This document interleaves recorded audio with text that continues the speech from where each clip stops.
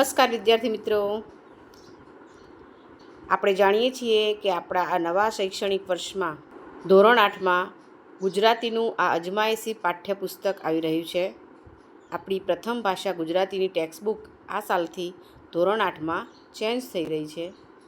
તમે જુઓ, શરૂઆત પ્રતિજ્ઞાપત્ર, એ પછી એ જ રીતે આપણી મૂળભૂત ફરજો, પાઠ્યપુસ્તક વિશે ચર્ચા, ત્યારબાદ અધ્યયન નિષ્પત્તિઓની અહીં વિગતવાર સમજ આપવામાં આવી છે શરૂઆતમાં જ.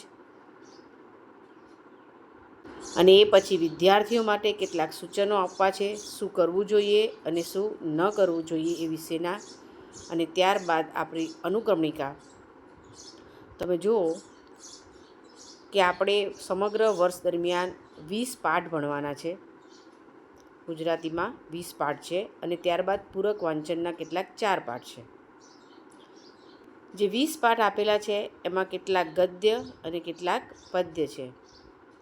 તો આ પાઠ્યપુસ્તકમાં જે આપણું પ્રથમ ઇકાઈ એટલે કે કાવ્ય આપેલું છે, આ તો ઈશ તણો આવાસ, કરસનદાસ માણેકનું લખેલું એક કાવ્ય છે, જે આપણે આપણા નેક્સ્ટ વિડીયોમાં સમજીશું. અને 1 બાય 1 આપણા દરેક પાઠનો અહીંયા સમજૂતીપૂર્વક આપણે અભ્યાસ કરીશું. બરાબર? તો આપણા નેક્સ્ટ વિડીયોમાં આપણે આપણા કાવ્યનું ગાન પણ કરીશું અને એનો અર્થ પણ સમજીશું.